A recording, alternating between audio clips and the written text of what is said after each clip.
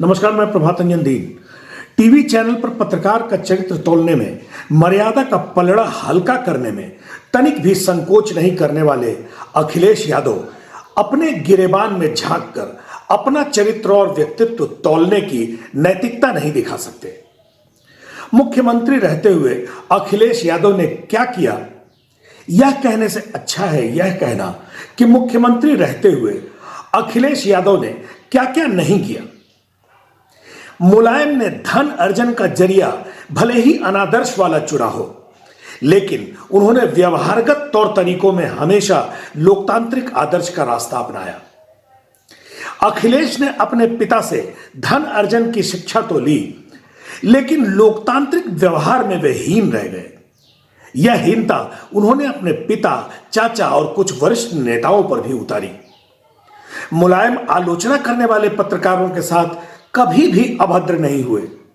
अखिलेश ने यह दीक्षा मायावती से ली। हमने इसके पहले वाले कार्यक्रम में मुलायम की आय से अधिक संपत्ति की सीबीआई से जांच के प्रसंग में उनके नामांकन दाखिले से लेकर सीबीआई जांच और लखनऊ के जमीन घोटाले का संदर्भ आपके सामने रखा था। कार्यक्रम के इस दूसरे क्रम में जमीन घोटाले की चर्चा से गुजरते हुए हम मुलायम काल का अभूतपूर्व ऊर्जा घोटाला आपके समक्ष रखेंगे और उनकी आय से अधिक संपत्ति की सीबीआई जांच की परतें उधेड़ेंगे। अगले कार्यक्रम में हम पूर्व मुख्यमंत्री अखिलेश यादव के कार्यकाल के कुछ नायाब घोटाले आपके संज्ञान में लाएंगे। मुलायम के मुख्यमंत्रित्व काल में एलडीए के अफसरों ने शीर्ष सत्ता के दबाव में नियमों को ताक पर रखकर 28 लोगों को गोमती नगर में बेशकीमती प्लॉट कौड़ियों के भाव दे दिए। इससे एलडीए को उस समय ही करोड़ों रुपए का नुकसान हुआ था। लेकिन नुकसान की बात तो छोड़िए, यह घोटाला अपने आप में इतना रोचक रोमांचक है कि आप उस पर झांकेंगे तो आपको हंसी भी आएगी, गुस्सा भी आएगा और तकलीफ भी होगी। मुलायम के रिश्तेदारों, उनके चहेते नेताओं और चाटुकार अफसरों ने गोमती नगर की जमीन बंदरों की तरह बांट ली। खुद ही रिकमेंड किया और खुद के लिए ही जमीनें आवंटित कर ली। लखनऊ के तत्कालीन कमिश्नर विजय शंकर पांडे ने मामले की जांच कराई। घोटाले की आधिकारिक पुष्टि हो गई। 25 सितंबर 2007 को जांच रिपोर्ट शासन को बाकायदा सौंप दी गई, लेकिन कार्रवाई कुछ भी नहीं। शीर्ष सत्ता के दबाव में एलडीए के अधिकारियों ने urban building and development act 1973 के प्रावधानों को ताक पर रखकर जमीनों का उपयोग यानी लैंड यूज बदलकर मुलायम चौकड़ी को प्लॉट आवंटित कर दिए थे। यहां तक कि आवंटियों के आवेदन के बगैर ही प्लॉट आवंटित कर दिए गए। सत्ता की चाटुकारिता में एलडीए ने लखनऊ के सर्किट रेट से कम कीमत पर महज 3000 रुपए प्रति वर्ग मीटर की दर पर जमीनें आवंटित कर दी। जालसाजी और धोखाधड़ी का चरम यह हुआ कि आवंटन गोमती नगर विस्तार यानी गोमती नगर एक्सटेंशन में दिखाया गया, लेकिन समायोजन गोमती नगर के मुख्य इलाके विपुल खंड में कर दिया गया। यहां तक कि लैंड यूज का टैक्स भी अदा नहीं किया गया।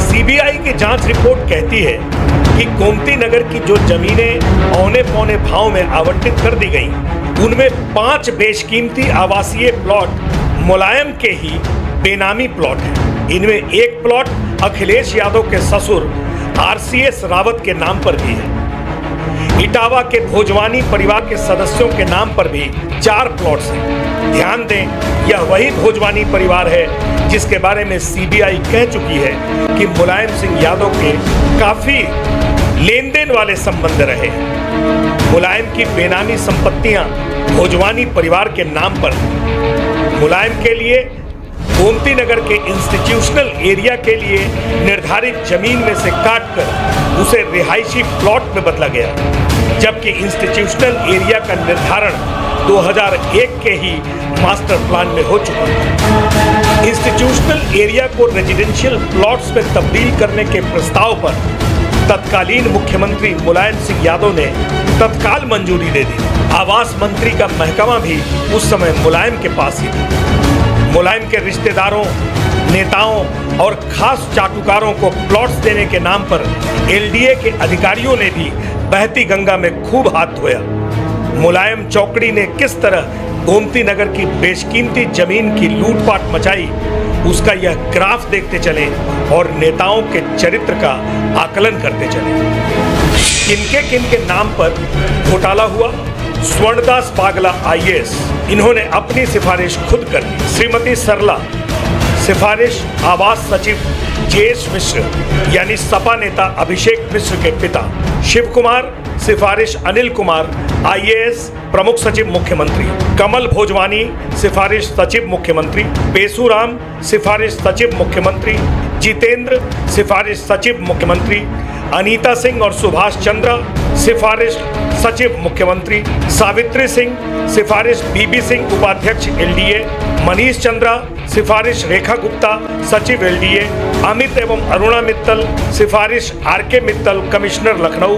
बालक राम, सिफारिश आमोद कुमार डीएम फैजाबाद। शिवानी एवं पंकज, सिफारिश आरएन तिवारी डीएम लखनऊ। शिव सिंह यादव, सचिव मुख्यमंत्री। प्रीति चौधरी, पत्नी अनुराग यादव डीएम जौनपुर। कैलाशी देवी, सिफारिश रामवृक्ष प्रसाद विशेष सचिव आवास। सरोज चौधरी, सिफारिश अंबिका चौधरी मंत्री। एस रस्तोगी, सिफारिश बीबी सिंह उपाध्यक्ष LDA. CP Sharma, chief town planner LDA. Dulari Devi, माता ओपी सिंह, निबंधक मुख्यमंत्री सचिवालय। Onkar Singh, DIG Faizabad. Navneet Sikera, SSP Lucknow. Shabbir Khan, chief town एवं country planner. Doctor Richa Mishra, सिफारिश Raghvendra Mishra programmer analyst LDA. Jogendra Sahay, सिफारिश बीबी सिंह उपाध्यक्ष एलडीए। राजेश, सिफारिश सचिव मुख्यमंत्री। आरसीएस रावत, अखिलेश यादव के ससुर। ब्रजेश कुमार सिंह, सिफारिश जेबी सिंह संयुक्त सचिव एलडीए। आलिया खातून, सिफारिश तत्कालीन सपा नेता अमर सिंह। के पहले आपने देखा मुलायम ने मुख्यमंत्री रहते हुए किस तरह गोमती नगर की इंस्टीट्यूशनल एरिया की बेशकीमती जमीनों को अपने रिश्तेदारों, नेताओं और चाटुकार नौकरशाहों के लिए टुकड़े टुकड़े बांटकर हथिया लिए। अब आपको बताते हैं कि मुलायम के कार्यकाल में हुए एक अन्य महाघोटाले के बारे में। राजीव गांधी ग्रामीण विद्युतीकरण योजना में 1600 करोड़ रुपए का घोटाला मुलायम सिंह यादव के मुख्यमंत्रित्व काल में ही हुआ था। इस योजना की मंजूरी में उत्तर प्रदेश विकास परिषद के तत्कालीन अध्यक्ष अमर सिंह सक्रिय रूप से शामिल थे। जांच से जुड़े दस्तावेज बताते हैं कि यह डील दुबई में हुई थी। उसमें यूपी पावर कॉरपोरेशन के तत्कालीन अध्यक्ष दीपक सिंघल भी मौजूद थे। अमर सिंह के चहेते इसी दीपक सिंघल को अखिलेश यादव ने अपने मुख्यमंत्रित्व काल में प्रदेश का मुख्य सचिव बनाया था। मुलायम के शासनकाल में राजीव गांधी ग्रामीण विद्युतीकरण योजना के तहत काम कराने के लिए नियम कानून ताक पर रखकर 14 बड़ी कंपनियों को मनमाने तरीके से ठेके दे दिए गए थे। 300% की दलाली के अलावा बिना काम के 15% अग्रिम भुगतान और बाजार से 3 गुना अधिक दर पर काम कराने जैसे अनाप शनाप फैसले लिए गए थे और 1600 करोड़ रुपए की ऐसी तैसी कर दी गई थी। इससे लखनऊ समेत 65 जिलों के हजारों गांवों में विद्युतीकरण का बंटाधार हो गया। जिन कंपनियों को काम मिला था उनमें लार्सन एंड टूब्रो, रिलायंस, जिटको, नागार्जुन समेत कई नामी कंपनियां थीं। इसमें कई दक्षिण भारत की कंपनियां शामिल की गई थी। इस भीषण घोटाले की प्रशासनिक जांच की औपचारिकता भी निभाई गई थी और सफाई सत्ता के खास दिनेश कुमार गुप्ता समेत करीब आधा दर्जन अधिकारियों के खिलाफ नोटिस जारी करने और निलंबन जैसी फौरी कार्रवाइयां भी की गई थी। लेकिन यह जनता की आंखों में धूल झोंकने के लिए था। इसी आई वॉश में घोटाले को ही धो डाला गया। विचित्र पहलू यह है कि सपा शासन के बाद सत्ता की कुर्सी संभालने वाली बहुजन समाज पार्टी ने सपा काल के इस घोटाले की जांच सतर्कता अधिष्ठान को देकर सपा को राहत दे दी। आप ध्यान दें कि बसपा काल में ऊर्जा मंत्री रामवीर उपाध्याय के सैकड़ों करोड़ के घोटाले की जांच समाजवादी पार्टी की सरकार ने सतर्कता अधिष्ठान को सुपुर्द कर दी थी। केंद्र में तब कांग्रेस की सरकार थी, उसने लीपापोती की।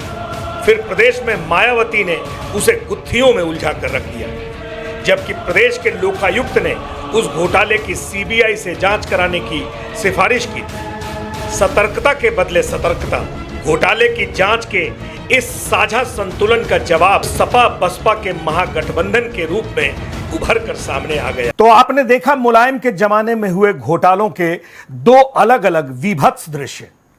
आप एक बार फिर मुलायम के नामांकन में दाखिल किए गए शपथ पत्र और उनकी अकूत संपत्ति का विरोधाभास देखते चलें, ताकि घोटालों के आईने में आपको नेताओं की असलियत का एहसास होता रहे। वर्ष 2014 के लोकसभा चुनाव के हलफनामे में मुलायम सिंह यादव ने अपने पास 19 करोड़ 72 लाख 59,817 रुपए की संपत्ति बताई थी। लेकिन वर्ष 2019 में दाखिल किए गए हलफनामे में मुलायम ने 16 करोड़ 52 लाख 44,300 रुपए की संपत्ति बताई। वर्ष 2017-18 में मुलायम की आमदनी 32 लाख 2,615 रुपए हुई। मुलायम ने अपने शपथ पत्र के जरिए यह भी बताया कि उन्होंने अपने बेटे अखिलेश यादव से 2 करोड़ 13 लाख 80 हजार रुपए कर्ज लिए हैं। जबकि मुलायम ने यह भी सूचना दी है कि उनकी पत्नी साधना गुप्ता यादव के पास 5 करोड़ 6 लाख 86 हजार 842 रुपए की संपत्ति है। मुलायम ने वर्ष 2017-18 में अपनी पत्नी साधना गुप्ता यादव की आमदनी 25 लाख 61 हजार 170 रुपए बताई है। मुलायम परिवार की आय से अधिक संपत्ति की जांच करने वाली सीबीआई की रिपोर्ट कहती है कि 1977 में मुलायम की संपत्ति मात्र 77,000 रुपए थी, लेकिन देखते देखते वह करोड़ों में बढ़ती चली गई। संपत्ति बढ़ाने में मुलायम ने अपने पद का भी दुरुपयोग किया। सीबीआई के साथ साथ इनकम टैक्स विभाग ने भी मुलायम की संपत्ति की छानबीन की थी। जांच पड़ताल के क्रम में 350 के करीब महत्वपूर्ण दस्तावेजी प्रमाण हासिल किए गए और मुलायम परिवार के 8 सदस्यों से पूछताछ की गई। सीबीआई ने 1 अप्रैल 1993 से लेकर 31 मार्च 2005 की अवधि में मुलायम की आय से अधिक संपत्ति की छानबीन की। छानबीन में पाया गया कि 1993 में मुलायम की संपत्ति 18 लाख 25,266 रुपए थी, जो 2005 में बढ़कर 4 करोड़ 59 लाख 28,037 रुपए हो गई। गहने, फिक्स डिपॉजिट्स और शेयर वगैरह मिलाकर 2 करोड़ 93 लाख 34,853 रुपए की चल संपत्ति पाई गई। आयकर रिटर्न की समीक्षा कर आयकर विभाग ने पाया कि मुलायम की संपत्ति 6 करोड़ 23 लाख 98,708 रुपए थी। सीबीआई ने फर्जी कागजातों के आधार पर करीब 1.25 करोड़ का उपहार लिए जाने की बात भी अलग से रेखांकित की थी। सीबीआई की रिपोर्ट कहती है कि जांच की अवधि में मुलायम की दूसरी पत्नी साधना गुप्ता यादव और उनके बेटे प्रतीक यादव के नाम पर भी करीब 3 करोड़ की संपत्ति पाई गई, जो मुलायम की आय से अधिक संपत्ति को बढ़ाकर दिखाती है। जी हाँ, सीबीआई की रिपोर्ट बताती है कि विभिन्न संस्थाओं के नाम का इस्तेमाल करके भी मुलायम परिवार ने अपनी संपत्ति का साम्राज्य विस्तारित किया। इसमें समाजवादी पार्टी, राम मनोहर लोहिया ट्रस्ट, शिक्षा प्रसार समिति, सैफई स्थित UP rural institute of medical sciences and research के नाम पर भी संपत्ति अर्जित की गई। लेकिन यह भी रहस्य है कि सीबीआई ने मुलायम परिवार की असंतुलित संपत्ति के कैलकुलेशन और कंप्यूटेशन में इसे शामिल नहीं किया। सीबीआई की रिपोर्ट बताती है कि इटावा के पेसूराम भोजवानी और भोजवानी परिवार के अन्य सदस्यों कमल भोजवानी, राजेश भोजवानी वगैरह के नाम पर मुलायम के भारी लेन देन यानी ट्रांजैक्शन उजागर हुए। इसी तरह messrs Purushottam India limited, messrs Deep cinema Etawah, messrs LT roller flour mills private limited, messrs Bhatia hotels जैसी दर्जनों कंपनियों और मुलायम के बीच भारी नकदी लेन देन सामने आए। सीबीआई ने मुलायम सिंह यादव और अखिलेश यादव दोनों पिता पुत्रों के खिलाफ प्रिवेंशन ऑफ करप्शन एक्ट 1988 की विभिन्न धाराओं के तहत मुकदमा दर्ज करने की सिफारिश की थी, लेकिन राजनीति ने ऐसा भंवरजाल बिछाया कि सीबीआई कुछ नहीं कर पाई। सुप्रीम कोर्ट के आदेश के बाद थोड़ी सुगबुगाहट दिखाई पड़ी है, वह भी किस परिणति तक पहुंचेगी इस पर नजर रखनी है।